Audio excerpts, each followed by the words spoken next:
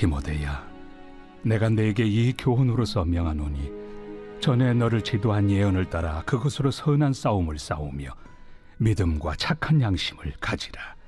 어떤 이들은 이 양심을 버렸고 그 믿음에 관하여는 파선하였느니라. 그 가운데 후메네오와 알렉산더가 있으니 내가 사탄에게 내준 것은 그들로 훈계를 받아 신성을 모독하지 못하게 하려 함이라. 오늘은 제목이 이렇습니다. 우리가 지켜야 될 싸움이 있다는 거죠. 또 그런 만큼 놓아버려야 될 사람도 이제는 생기더라 이겁니다. 이런 주제를 가지고 본문에 근거해서 말씀을 드릴 테니까 들으시고 나에게 주시는 말씀으로 꼭 받으시기를 바랍니다. 지난 시간까지 우리는 성도들의 신앙생활은 어떤 것이라 했습니까? 사람과 환경이 나에게 대적자가 되는 것이 아니라고 했어요. 모든 성도들에게 신앙생활은 오직 하나입니다. 그 적은 원수 마귀입니다. 원수 마귀와 대적하는 싸움이 이 땅에 우리가 신자로 살 때 늘 신앙생활인 것이고 믿음 생활이며 영적인 전쟁이라고 했습니다. 그렇기 때문에 하나님 보시기에 이런 신자들의 믿음의 치열한 싸움은 상당히 선한 것이다. 그래서 선한 싸움이라고 성경은 우리에게 일러주고 있는 거예요. 그래서 신자는 이 선한 싸움을 통해서 특별히 무엇을 지켜야 되는가 하면 믿음과 양심을 끝까지 지켜야 한다는 것입니다. 이게 날마다 우리에게 주어진 신앙의 사명입니다. 믿음과 양심을 지키십시오. 끝까지 지켜야 합니다. 이게 하나님의 뜻이고 오늘 또 이번 한 주간에도 우리가 살아내야 될 믿음의 내용이라는 거예요. 그리고 이 믿음과 양심은 뭐라고 말씀드렸어요? 따로 일하지 않아요. 믿음 따로 양심 따로가 아니고 항상 함께 일하고 움직인다고 했습니다. 특별히 양심은 어떤 것이라고 했죠? 하나님께서 이미 처음부터 우리 안에, 우리 내면에 심기어 주신 세밀한 하나님의 음성이라고 했습니다. 그래서 우리는 늘 하나님의 음성을 양심을 통해서 우리는 들을 수가 있는 거예요. 그런데 오늘 우리가 나누려고 하는 것은 이겁니다. 그러나 다 좋은데 오늘 우리가 생각하려고 하는 것은 성도들의 이런 선한 싸움의 생활이라는 것이 우리 편에서는 쉽지가 않다라는 거예요. 이 믿음의 싸움, 신앙의 전투, 마귀와의 대결 이런 것들이 무슨 뜻인지는 알겠는데 원리가 어떻게 되고 내가 어떻게 믿음으로 싸워야 되는구나. 이게 하나님 보시기에 선한 것이구나 알겠는데 그러나 우리 편에서는 그것이 쉽지만은 않다는 겁니다. 어려운 거예요. 그러니까 믿음의 길은 좁은 길이다 그 말입니다. 교회와 그리스도인들이 사회에서 비난받는 이유가 뭘까요? 여러분 다 아시잖아요. 날이 갈수록 사회는요 교회를 존중하지 않습니다. 지금 우리 시대도 그렇잖아요. 일찍이 오래전부터 교회가 사회로부터 지탄의 대상이 되고 있지 않습니까? 많은 이유를 설명할 수 있지만 오늘 본문에 근거해서 비춰볼 때 그 이유는요.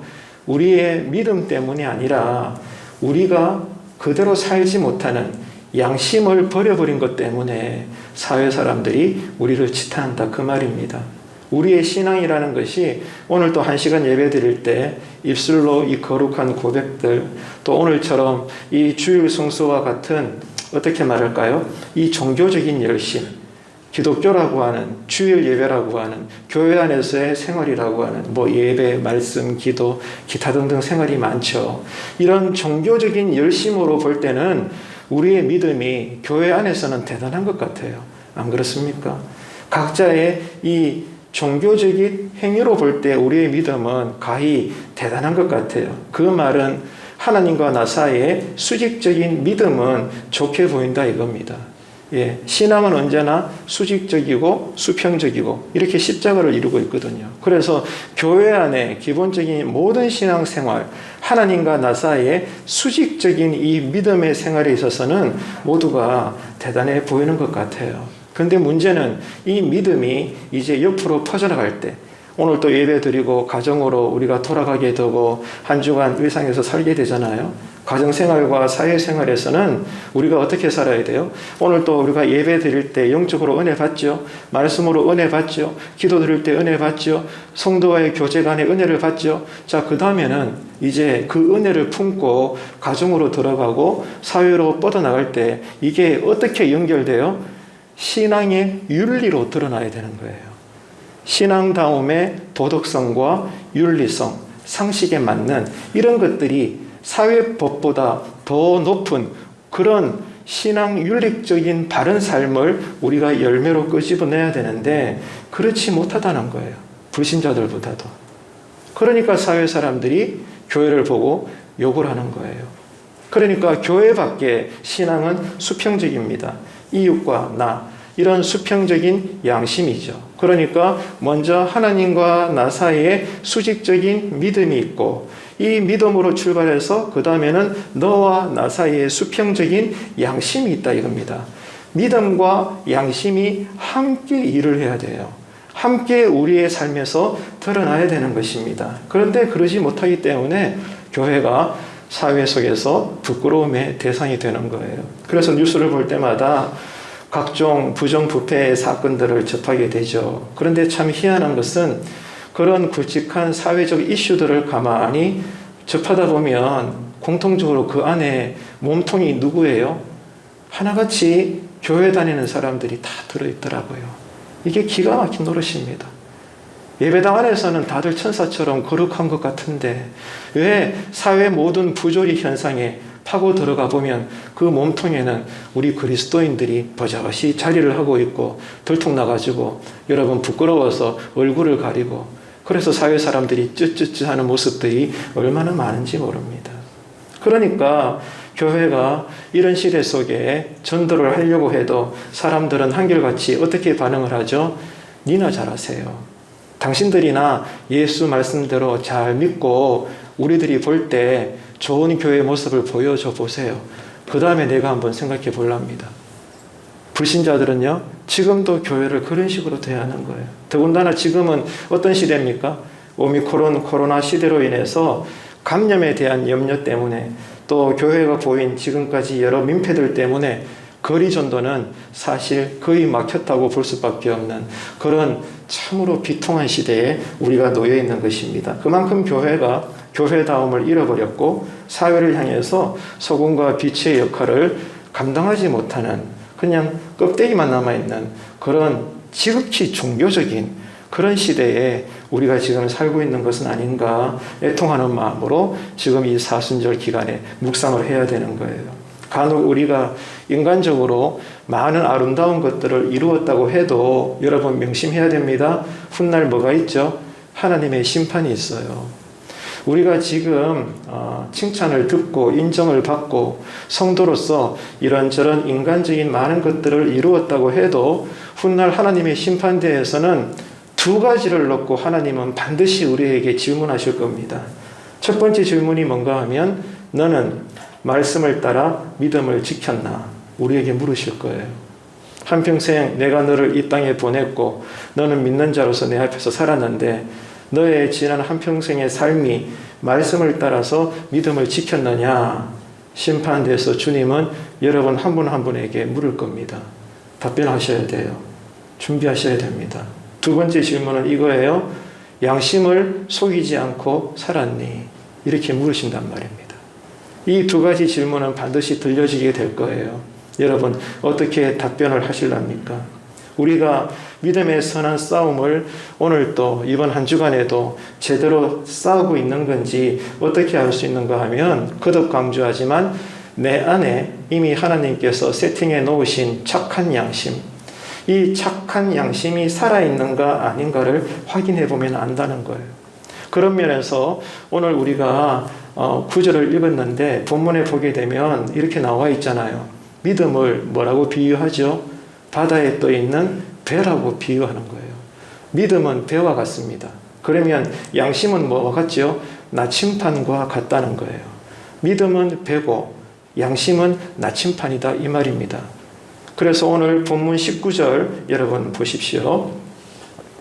믿음과 착한 양심을 가지라. 어떤 이들은 이 양심을 버렸고 그 믿음에 관하여는 어떻게 되었어요? 파선했다. 이렇게 나오죠. 믿음의 배가 바다 위에 떠서 바닷물 절대로 들어오지 않고 바다에 떠 있지만 안전하게 항해를 해야 되는데 그러지를 못하고 이 믿음의 배가 부서져 버린 거예요. 끝장난 겁니다. 지금 오늘 본문이 그것을 이야기하고 있죠. 여러분, 많은 사람들이 그렇게 비유를 들잖아요. 인생이 뭐와 같다는 거예요? 배와 같다는 거예요. 인생을 바다에 비유하면 우리의 이 한평생 하나의 생명으로 살아가는 것은 하나의 작은 배와 같다. 그래서 우리가 인생의 바다를 항해할 때 이겁니다. 오늘 말씀은 믿음의 배가 없다면, 그리고 그 믿음의 배가 가라앉는다면 아무리 네가 열심히 노력해서 인정을 받고 사회적으로 칭찬을 받고 재물도 많이 모으고 명예도 쌓았는데 그게 무슨 소용이 있겠나 그 말입니다. 열심히 젊은 날에 노후를 대비해서 준비하고 노력하고 쟁취해서 많은 것들을 합법적으로 이루어 남들이 볼 때 부러워하고 인정하고 좋겠다. 저 양반 노후가 이제 참 편하고 좋겠네. 좋죠. 분명한 하나님의 복입니다. 그런데 오늘 말씀의 요지는 뭐예요? 그럴지라도 우리의 이 신자로서의 믿음의 배가 없다면, 그런데 이 배가 가라앉아 버린다면 내가 일상에서 주님께서 주신 거머쥔 인생의 복들이 무슨 소용이 있겠나 그 말이에요. 그렇기 때문에 성도는 날마다 뭘 지켜야 돼요?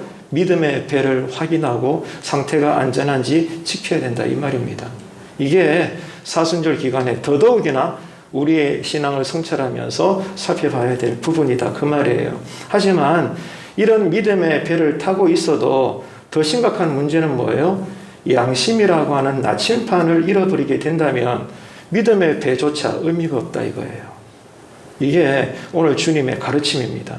믿음의 배도 반드시 준비돼야 되고 물 한 방울 세상에 물이 안 들어오고 안전하고 견고해야 되는데 그게 다가 아니라 그 믿음의 배가 의미를 가지려면 뭐가 있어야 된다는 겁니까? 양심이라는 나침판이, 내비게이션이 꼭 그 배 안에 안전하게 설치가 되어 있어야 된다 그 말이에요. 이 양심을 여러분 잃어버리게 되면 어떻게 될까요? 동서남북 어디를 봐도 망망대해밖에 없는데 이 망망대해에서 이 믿음의 배가 여러분의 인생이 어디로 가야 결국 육지에 다다를 수 있을지 알 수가 없는 거예요. 뭐가 없으니까? 양심이라는 나침판이 없기 때문에 그런 겁니다. 그러면 누군가는 또 그렇게 이야기하겠죠. 그거 그렇게 문제 안 됩니다. 무조건 직진만 하면 배가 방향을 잃어버려도 어느 한쪽이든 직진만 하면 지구는 둥그니까 육지에 다다를 수 있겠죠. 목사님 그거 별거 아닙니다. 여러분 그렇게 말씀하실랍니까? 그렇지 않다는 거예요. 사람의 몸은 기본적으로 오류가 많아서 나는 내 딴에 앞으로 간다고 계속해서 직진하지만 나중에 보면 어때요? 원을 뺑글뺑글 돌고 있는 거예요. 사막에서도 그래요. 바다에서도 마찬가지입니다. 공군 이 조종사들도 마찬가지예요. 그만큼 사람의 감각은 오류투성이라는 거예요. 나는 직진한다고 했는데 전체적으로 보게 되면 뱅글뱅글 돌고 있다는 거예요. 무한 반복됩니다. 원점으로 다시 돌아간다는 거죠. 이게요, 과학적으로도 이미 실험이 되어 있는 바예요. 이게 우리들의 민낯이다 그 말입니다. 그렇기 때문에 오늘 본문의 말씀대로 성도는요, 믿음과 양심을 함께 지켜야 돼요. 그러려고 오늘 또 우리는 예배를 통해 하나님의 음성을 기대하는 것이고 성령님께서 이끄시는 대로 기도할 때 그 영권을 받아서 이번 한 주간에도 믿음과 양심을 함께 지켜나가서 이 나침판과 믿음이라는 배가 내 인생을 다스려서 이 세상이라는 망망대해를 잘 뚫고 가서 하나님 나라의 땅에 다다를 수 있는 이번 한 주간이 되시기를 주님의 이름으로 축복합니다. 그리스도 안에서 이 바른 신앙을 우리가 싸워야 되는 거예요. 이루어야 되는 거죠. 자, 그래서 이제 바울은요, 이런 믿음과 양심에 대해서 실패한 사람들을 언급하고 있어요. 이게 아주 현실적입니다. 오늘 20절에 보게 되면 이렇게 우리가 교회된 성도들이 믿음과 양심을 따라서 교회를 이루고 하나님 나라의 일을 하고 이 땅에서 신자로서 부끄럽지 않은 삶을 열매로 보여드려야 되는데 그만 믿음과 양심에 있어서 실패한 사람들의 이름이 언급되고 있다는 것. 이게 오늘 우리에게 주시는 음성이다. 그 말입니다. 20절 보시기를 바랍니다. 그 가운데 후메네와 알렉산더가 있으니 내가 사탄에게 내준 것은 그들로 훈계를 받아 신성을 모독하지 못하게 하려 함이라. 자, 이렇게 되어 있죠.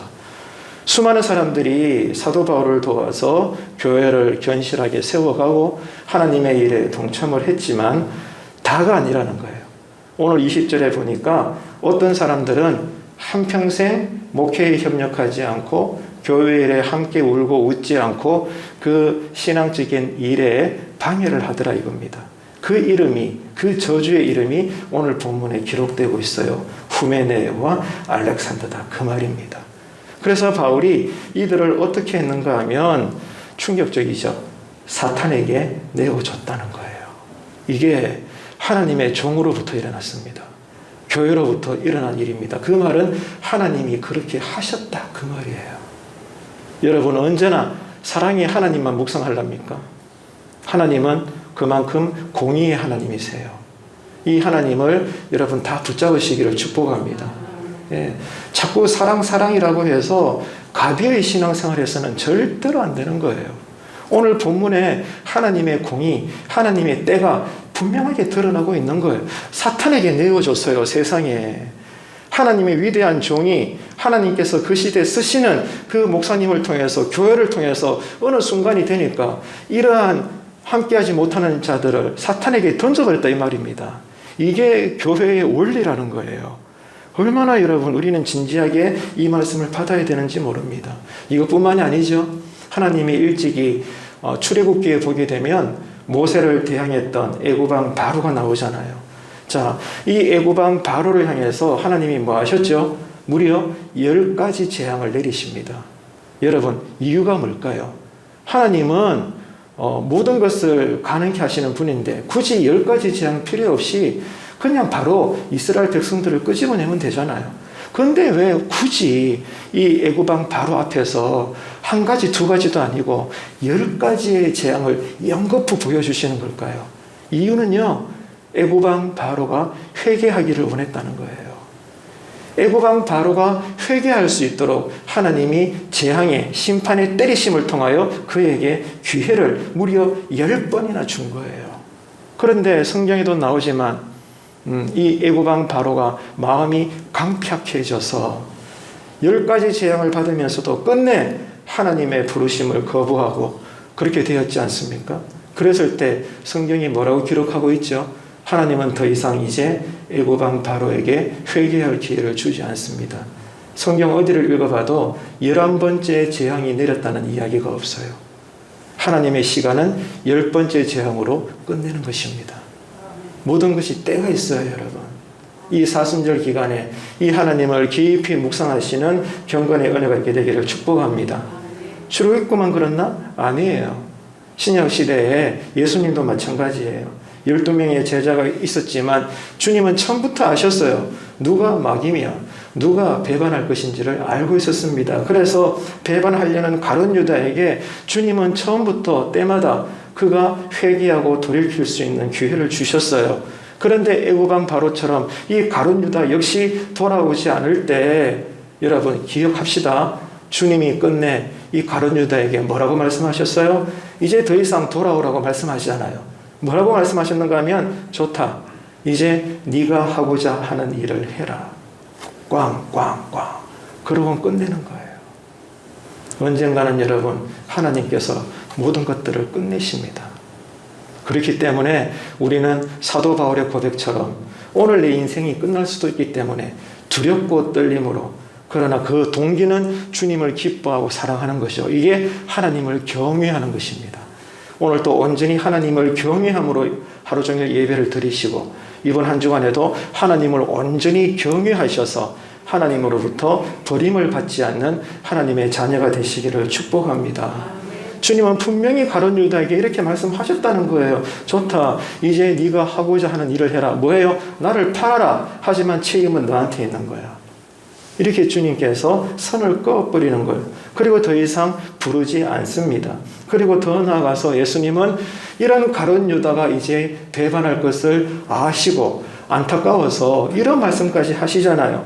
저 사람은 차라리 태어나지 아니했더라면 더 좋았을 텐데 왜 태어나서 저주의 사람이 되었을까? 세상에 여러분, 얼마나 충격적입니까? 이 사실이요, 성경에 기록되어 있는 거예요. 그런데 여러분, 이 말씀을 오해하시면 안 돼요. 마귀야, 저 사람 잡아가라. 주여, 저 못된 사람 반드시 벌 주시고 죽게 하여 주옵소서. 이런 게 아니라는 거예요. 오늘 말씀의 맥락은 이겁니다. 교회 안에 불의를 저지르고 협력하지 않고 여전히 영적인 잠을 자고 함께하지 않고 목회와 교회 일을 방해하는 사람이 있을 때 교회는요, 어떻게 해요? 언제나 지금까지 그 사람을 위해서 설득하고 기도하고 그러지 맙시다. 함께 합시다. 신앙생활 그렇게 하는 게 아니에요.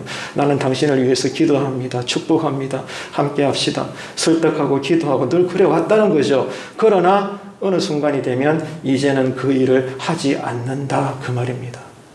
이게 하나님의 때예요. 여러분, 그 때를 바라보세요. 언제나 하나님이 우리에게 기회를 주시는 게 아니라 그 말입니다.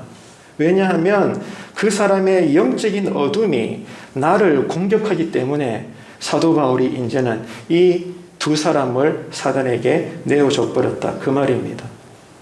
그래서 여러분, 그런 어두운 영적인 마음에 내가 묶여버리게 되면 어떻게 돼요? 목회자 입장에서는 계속해서 목회를 해야 되고 그 외에 신실한 성도들을 양육해야 되고 이 두 사람이 아니더라도 다른 사람들을 챙겨주고 양육하고 가르치고 함께 신앙생활하고 그래서 그들을 통해서도 하나님의 영광을 드러내야 되는데 주구장창 이런 퇴역한 사람들 때문에 목회자의 마음이 묶여버리고 교회 일이 스탑되게 되면 절대로 하나님의 뜻이 아니거든요. 그 영혼만 중요한 게 아니잖아요. 다른 사람들도 영혼이 중요하잖아요. 교회가 여전히 세워져야 되잖아요. 왜? 신앙은 공동체니까. 그래서 사도 바울이 이제는 하다 안 되니까 이제는 선을 그어버리고 그 사람을 내어 던져버리는 거예요. 사탄에게 줬다는 것입니다. 그렇게 해야만 계속해서 목표를 감당할 수 있고 다른 사람들을 통해서도 이 교회를 하나님의 뜻대로 세워나갈 수가 있는 것입니다. 그래서 이제는 이 두 사람에 대한 것은 중단해 버리고 마는 것이죠. 기억합시다 여러분. 모든 것에는 때가 있어요. 회개하라고 여러분 듣게 되는 소리도 때가 있습니다. 여러분이 돌아오는 것도 때가 있습니다. 아무리 교회에서 회개해라, 함께 기도합시다, 은혜 받읍시다, 예배에 나옵시다, 함께 일합시다, 주의 나라를 일구어 갑시다. 그래도 어느 순간이 되면 이제 그 일은 없어지게 됩니다. 그때는 회개할 기회가 없는 거예요. 결정적인 것은 하나님의 심판대이죠. 여러분이 하나님의 심판대에 서는 순간 발발발발 떨 겁니다. 저도 마찬가지고요. 본능적으로 우리는 회개하려고 할 거예요. 명심하세요. 그때는 회개할 수가 없습니다. 쉽게 이야기해서 버스는 떠난 거예요. 때가 있는 거죠. 여러분, 그렇기 때문에 성경도 기록하고 있지만 모든 것에는 때가 있다. 심을 때가 있고 거둘 때가 있다는 겁니다. 그래서 여러분, 뭐가 은혜예요? 뭐가 복일까요? 지금 내가 회개할 수 있다는 거. 지금 나의 신앙생활을 돌이킬 수 있다는 거. 이게 여러분 우리에게 큰 은혜고 복인 줄로 믿으시길 바랍니다. 미루지 마세요. 오늘 예배가 우리 인생의 마지막이 될 수 있다고 누차 강조하잖아요. 누가 알겠습니까? 내일 일을 누가 알겠어요, 여러분? 훗날 하나님의 심판대에서는 회개할 기회가 없는 거예요. 그래서 성도는 어제도 오늘도 내일도 가정생활에서는 거룩하십시오. 교회 안에서만 예배 행위를 통해서 거룩하지 마시고 남들이 채 못 보는 또 가족이라고 해서 함부로 생활할 수밖에 없는 그 내 생활의 사각지대인 가정 안에서 신자답게 거룩하게 사시기를 축복합니다. 그리고 불신자들과 함께 생활할 수밖에 없는 여러분의 직장, 일터에서는 어떻게 해야 돼요? 성경의 원리대로 일하십시오. 거룩해라 이 말입니다. 불신자들과 함께 일하지만 거룩한 것은 구별된 거예요. 불신자들과 생계를 유지하지만 그 방법은 구별될 수밖에 없습니다. 왜? 나는 신자니까. 그래서 우리는 거룩하고 정직하게 살아야 되는 거예요. 특별히 이 예배당을 중심으로 하는 교회 안에서 신앙생활할 때는 더더욱이나 내 감정과 기분과 판단대로 여러분 그렇게 말하고 행동해서는 안 되는 것입니다. 왜? 누가 계시니까? 하나님이 계시니까요. 하나님이 다 지켜보고 계시는 거예요. 그렇기 때문에 건강한 신앙은 한마디로 하나님을 기뻐하고 즐거워하고 사랑하기 때문에 그 하나님을 나는 존중하여 두려워하는 거예요. 이것을 경외라고 말하는 것입니다. 그러니까 말씀대로 순종하게 되는 거죠. 그 이후에 뭐가 있으니까요? 반드시 심판이 있으니까. 그래서 하나님의 뜻대로 교회 생활도 가정 생활도 그 외의 직장과 일터 모든 이 땅의 삶을 신자답게 산 그리스도인에게 어떤 일이 일어나죠? 모든 원수들이 보는 앞에서 존귀함을 받게 해주시고 우리에게 생명의 면류관과 절대로 영생토록 썩지 아니할 상급을 우리에게 베풀어 주시는 줄로 믿으시기를 바랍니다. 그날이 옵니다, 여러분. 네. 시작이 있으면 끝이 있는 거예요. 누군가가 여러분 교회로부터 설득을 받을 때 그것도 때가 있는 거예요. 언젠가는 여러분 그 설득도 사라지게 됩니다. 그게 버려짐을 당하는 거예요. 여러분 그렇기 때문에 성도는 날마다 어떻게 사는 사람들인가 하면 하나님의 은혜를 먹고 사는 사람이에요. 이게 여러분 성도입니다. 그래서 이 하나님의 은혜라는 것은 오늘 또 이번 한 주간에도 이 말 많고 탈 많은 오미크론 코로나 시대에 또 국제적인 정세에 또 불안한 정부 이 모든 것들 시대 속에 우리가 놓여져 있지만 은혜를 먹고 산다는 것은 여전히 은혜의 보호막이 나를 둘러싸고 있다 이 말입니다. 하나님의 은혜의 날개가 강력한 하나님의 전능하신 팔이 나를 감싸안고 있다 이 말이에요. 이게 성도들의 생활의 양식입니다. 이 은혜로 예배 드리시고 이 은혜로 주님을 만나시고 이 은혜로 이번 한 주간을 잘 살아내시기를 축복합니다. 그런데 여러분 기억해야 됩니다. 이 은혜의 보호막이 뭘로부터 시작이 되느냐? 성경은 주구장창 우리에게 그 비밀을 알려주고 있어요. 회개입니다. 우리에게 회개가 터질 때 성령님이 우리로 내가 미처 깨닫지 못했던 영적인 죄, 생활의 죄, 육적인 죄, 어떤 사회적인 죄, 신앙의 죄 뭐든지 간에 어느 순간 그때그때마다 하나님 앞에 엎드렸더니 성령님이 나로 깨닫게 하셔서 내 죄를 토로하게 하실 때 은혜의 보호막은 더 강력하게 나를 이중 삼중으로 둘러싸는 줄로 믿으시기를 바랍니다. 이게 여러분 부유하든 빈곤하든 건강하든 병들었든 이 땅에서 그리스도인들이 신앙의 비밀을 맛보는 방법인 거예요. 은혜를 사모하시기를 바랍니다. 그래서 이 은혜의 보호막에 우리가 둘러싸여야 되는 거예요. 이러려면 회개의 동력이 늘 일어나야 되는데 잘 들으세요. 이 회개가 일어나기까지 먼저 일하는 것이 있어요. 믿음과 양심입니다. 믿음과 양심을 따라 성령님의 역사로 우리는 늘 회개하게 되고 그럴 때 하나님은 우리를 불쌍히 여기셔서 은혜의 보자기로 우리를 덮으시고 다른 지역은 다 애굽 땅이 어둡지만 이스라엘 백성이 있는 곳에는 여전히 빛이 비추었던 이 구별된 보호하심의 은혜가 이번 한 주간에도 여러분에게 충만하시기를 축원합니다. 그 하나님을 여러분 찾으셔야 되고 만나야 되는 거예요. 언제? 특별히 이 사순절 기간에.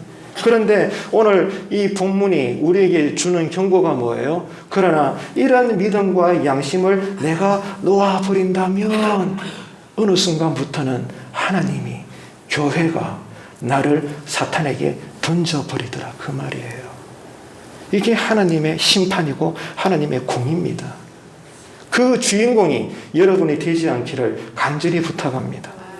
목회자로서 바울은 자신을 신앙적으로 목회적으로 괴롭히는 사람들에게도 최선을 다해 목회했습니다. 그런데 그 사람들이 끝까지 자기 고집을 피우고 영적인 잠을 자고 신앙의 게으름을 포기하지 않고 바울의 목회를 방해하면서 교회 안에서 문제를 일으켰습니다. 그래서 이제는 때가 되었을 때 사도 바울도 그 사람들을 자신의 목회적 관심 밖으로 밀어내어 버리는 거예요. 왜 그렇게 할까요? 바울이 그리스도의 사랑이 부족해서 그런 걸까요? 그런 게 아닙니다. 바울이 그 사람을 구원시키는 것이 아니기 때문에 그래요.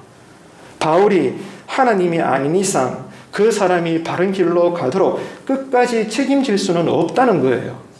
그 누구라도 하나님만이 여러분의 인생을 끝까지 구원하시든 심판하시든 모든 주권은 하나님께 있는 줄로 믿으시기를 바랍니다. 육신의 부모도 자녀된 여러분들을 다 케어할 수는 없는 거예요. 인간은 한계를 가졌습니다. 교회도 목회자도 서로 간의 성도들도 서로 간의 허물과 부족함과 불신앙을 볼 때 오랜 세월 동안 그러지 마십시오. 함께 기도합시다. 우리가 이렇게 신앙생활을 해야 됩니다. 함께 예배 드립시다. 몇 년 동안 오랜 세월 동안 할 수 있죠. 하지만 언젠가는 그 일이 멈추어진다 이 말입니다. 그 버려짐을 두려워해라 그 말이에요. 그래서 이미 미리 돌아서서 회개하고 나의 신앙을 바꾸어 하나님 앞에 바로 서서 늘 영육간에 복을 받는 자가 되어라. 오늘 말씀은 우리에게 이 사실을 가르쳐주고 있는 겁니다. 천하의 사도 바울도 여러분 목회를 잘하지만 천사가 아니고 하나님이 아니기 때문에 주구장창 그 몇 사람을 여러분 바라보고 목회할 수는 없는 거예요. 어느 순간이 되면 내어버릴 수밖에 없는 겁니다. 책임질 수가 없는 거죠. 무슨 말이에요? 모든 사람들에게 지극히 한계를 가지고 있다는 것 우리에게 말씀하시는 거예요. 그래서 여러분 하나님은 우리를 붙잡을 때가 있고 하나님께서 시간을 정해 놓으셨기 때문에 어느 순간 우리를 놓아야 할 때도 있는 것입니다. 부디 여러분의 인생이 여러분의 신앙이 하나님의 손에서 놓여짐을 당하는 불상사가 일어나지 않도록 회개의 은혜를 통해 은혜의 보호막이 여전히 여러분을 둘러싸서 앉아도 복을 받고 일어서도 복을 받고 비록 작은 것일지라도 주의 일을 감당했을 때 주님께서 보실 때는 큰 일을 한 것처럼 기뻐하시며 인정하시며 우리를 계속 존귀하게 세워주시는 삶의 은혜의 역사가 이번 한 주간에도 일어나게 되기를 축복합니다. 그래서 사도 바울은 디모데에게 이렇게 말하는 거예요. 디모데야, 그 사람들을 이제는 사탄에게 내어줘라. 그리고 잊어버려라. 그 사람에게서 너 자신이 이제는 묶이지 말고 그 외에 네가 케어해야 될 교회 성도들이 얼마나 많으냐. 더 많은 사람들을 위해서 열심히 목회하거라. 우리는 한계를 가진 사람들이야. 하나님께 우리는 모든 걸 맡겨야 돼. 이렇게 지금 목회를 전수하고 있는 겁니다. 우리 편에서는 참으로 무섭고 두려운 말씀이 아닐 수가 없는 거예요. 여러분, 이거를 신학에서는 뭐라고 말씀하신 줄 알아요? 하나님의 유기입니다. 하나님의 유기. 뭐예요? 하나님이 나를 이제는 버리셨다 이 말이에요. 이스라엘의 초대왕 사울왕 하나님이 세우셨죠. 하지만 사울왕이 교만하여 선을 넘어서서 하나님께 불순종했을 때 하나님도 그 사울왕을 버려버렸어요. 그리고 이미 다윗 왕을 내정하셨죠. 우리가 믿는 사랑의 하나님은 그런 분이십니다. 때가 있어요. 그 때가 이르기 전에 회개하고 은혜 받고 하나님께 제한 없이 쓰임받는 존귀한 자들 되시기를 축복합니다. 하나님의 유기가 있어요. 그래서 하나님의 수많은 우리를 향한 사랑의 심판 가운데 가장 무서운 심판이 뭐예요? 우리를 버려두는 거예요. 그래, 네 마음대로 해라. 내가 그만큼 이야기했는데 네가 이제 못 알아들으니까 나도 이제는 어쩔 수 없다. 네 마음대로 해라. 하지만 책임은 전적으로 네가 져야 되는 거야. 하나님의 유기, 구약성경, 신약성경 어디에도 나오는 하나님의 일하심의 방법인 겁니다. 여러분, 그렇기 때문에 하나님께 버림받고 잠시 자유롭게 살기보다 날마다 하나님께 매를 맞을지언정 하나님 은혜 안에서 살아가는 저와 여러분 되시기를 축복합니다. 이게 신앙의 지혜인 거예요. 이런 말이 있습니다. 설교학에서는 이렇게 이야기해요. 졸고 있는 사람을 바라보면서 설교하지 말아라. 많은 선배 목사님들이 이렇게 가르칩니다. 왜 그럴까요? 저 같은 사람이 그렇죠. 설교자로 늘 쓰니까. 조는 사람을 보면서 설교하면 힘이 날까요? 안 날까요? 힘이 날 수가 없죠. 그렇다고 해서 막 신앙적으로 언짢아져 가지고 어디 감히 설교도 안 들으시고 저렇게 주무시나. 그래서 소수 사람 바라보고 설교 중에 막 야단을 치면 다른 예배드리는 사람들이 은혜가 될까요? 안 될까요? 될 수가 없는 거예요. 하나님의 영광이 다 깨어지는 겁니다. 여러분, 그렇기 때문에 지혜가 어디 있습니까? 성도들은 설교자를 바라보는 것이 아니라 지금 이 시간도 그런데 이 설교자를 붙잡으시고 말씀을 대언하시는 설교자의 하나님을 바라보시고 아멘 하시기를 축복합니다. 이게 살아있는 예배예요. 그러면 뭐 성도만 그러나? 설교자는 어떻게 해야 돼요? 많은 예배자들 가운데 여전히 은혜를 사모하고 말씀에 아멘하시고 이 말씀에 깨어 있어서 이 말씀이 나에게 주시는 말씀으로 살아있는 심령으로 그 말씀을 받아들이는 그 사람들을 바라보고 설교에 집중해라 그 말입니다. 그럴 때 예배가 시너지가 일어나고 능력이 나타난다 그 말이에요. 그렇기 때문에 여러분이 복받기 위해서라도 설교자가 은혜를 받아야 돼요. 설교 준비할 때부터 은혜 받아야 돼요. 그래서 영양가 있는 설교가 준비되고 이 설교가 은혜롭게 외쳐지게 될 때 여러분이 감동받고 은혜 받고 그것이 나에게 약이 되어서 내 삶에 더 큰 복으로 임하게 되는 줄로 믿으시기를 바랍니다. 이를 위해서 당에는 늘 목회자의 형편을 잘 살펴주셔야 되는 거예요. 이게 교회의 지혜입니다. 교회와 성도가 가까이 하지 말아야 될 것이 있어요. 아무리 구실은 그럴듯해도 그 시작의 동기와 그 가정들이 하나님의 방법이 아니라면, 신앙의 유익이 되지 않는다면 그 모든 것들은 우리가 미련 없이 버려야 되는 거예요. 자, 여기서 미련 없이 버린다. 이게 뭐예요? 오늘 본문의 방향이 뭡니까? 하나님의 일에 끝까지 참여한 사람을 이제는 때가 되면 놓아줘야 된다. 그 말입니다. 이게 하나님의 유기, 하나님의 심판입니다, 여러분. 그래야만이 선한 싸움을 교회는 계속 할 수 있고 다른 주의 일꾼된 백성들과 함께 이 땅에서 하나님의 나라를 계속 일구어 나갈 수가 있는 거예요. 그렇기 때문에 이 교회라고 하는 하나님의 공동체적인 은혜를 거부하는 사람들을 향해서 우리는 날마다 설득해야죠. 하지만 끝까지 거부하거나 참여하지 않게 되면 오늘 가르침은 뭐예요? 이제는 놓아줘야 된다. 인간의 힘으로 할 수 없다. 하나님이 살리시든 죽이시든 하나님이 하실 일이지 계속 그 사람만 붙잡고 우리가 목회를 하거나 신앙생활 하다 보면 나도 죽는다. 왜? 영적인 흐름이 있으니까. 성경은 지금 이것을 우리에게 가르쳐주고 있는 거예요. 그렇기 때문에 여러분 설득해야 될 때가 있고 버려야 될 때가 있는 것입니다. 이제는 내려놓는 것, 놓아버리는 것, 버리는 것, 이것을 가리켜서 오늘 본문 9절에서는 이렇게 표현하죠. 사탄에게 내어주는 것이다. 얼마나 끔찍합니까? 늘 평생에 예배를 드리고 나름대로 교회생활을 했는데 정작 하나님 앞에 딱 섰더니 하나님은 나를 모르신다는 거예요. 이게 사탄에게 던져버린 결과인 것입니다. 이런 사람들이 여러분이 되지 않도록 이제 잠자고 있는 우리의 신앙이 깨어나기를 두려운 마음으로 주님의 이름으로 축복합니다. 그래야 돼요, 여러분. 그날이 옵니다. 그렇기 때문에 우리들의 교회 생활도 마찬가지예요. 여러분 주님의 이름으로 권면합니다. 열심을 품으십시오. 시대가 어려워도 내 몸이 예전 같지 않아도 연세가 많으시든 적으시든 내 모습 이대로 믿음으로 열심을 품으시기를 축복합니다. 하나님의 뜻이고 우리를 향하신 명령이죠.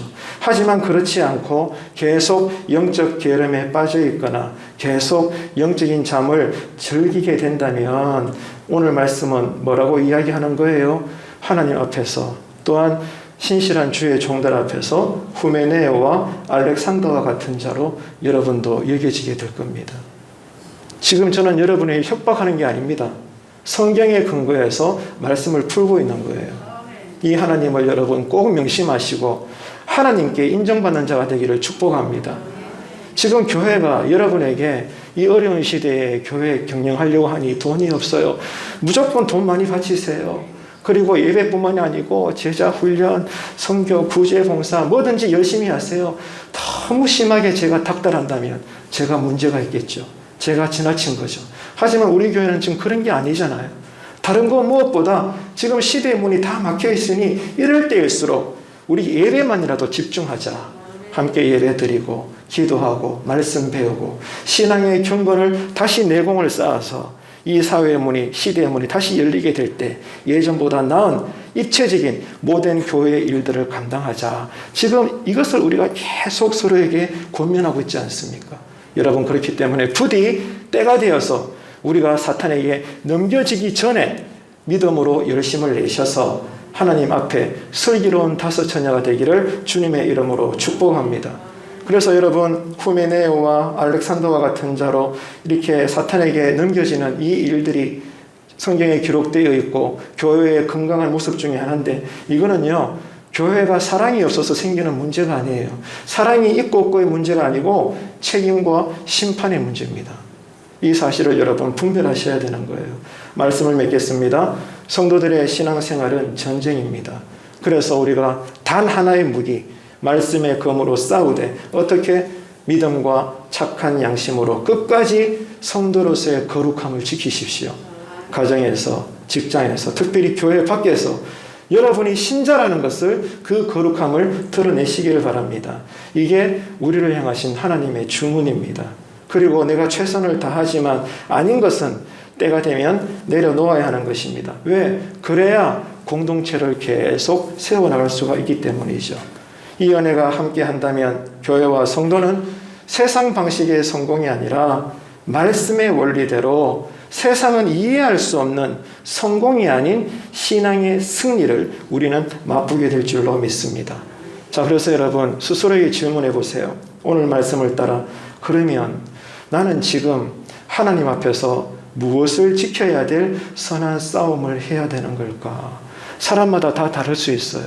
신자로서의 물질 문제일 수도 있고, 신자로서의 사람 관계 문제일 수도 있고, 신자로서의 신앙 자체의 문제도 있을 수도 있는 거예요. 가족의 문제가 될 수도 있고, 다양합니다. 여튼 공통점은 뭐예요? 우리 모두가 다 내가 이번 한 주간에도 믿음의 선한 싸움을 싸울 수밖에 없다. 그 전쟁터가 나에게는 뭔가? 오늘 말씀 앞에서 성찰을 잘 하셔서 말씀대로 선한 싸움을 싸워서 양심도 지켜서 하나님께 크게 인정받는 이 사순절에 거룩한 하나님 나라의 백성 되기를 축복합니다. 그러나 그러지를 못하고 여전히 영적으로 게으르고 누가 뭐라 그러든 영적인 잠을 자는 것을 즐긴다면 어느 순간 후메네오와 알렉산더처럼 여러분들도 하나님으로부터 버려짐을 당할 수 있어요. 이거는 사랑의 하나님의 문제가 아니에요. 심판하시는 하나님의 때에 관한 문제입니다. 그렇기 때문에 여러분 이 사실을 두려움으로 받아들이시고 다른 거 없습니다. 믿음으로 열심을 내시고 그러므로 충성, 헌신 우리가 각자의 모습으로 봉사해서 하나님께 영광을 올려드릴 수 있는 우리의 이 자기 십자가의 길, 제자로서의 사명을 올곧게 감당하시는 사순절 세 번째 주일이 되시길, 이번 한 주간이 되시기를 주님의 이름으로 축원합니다.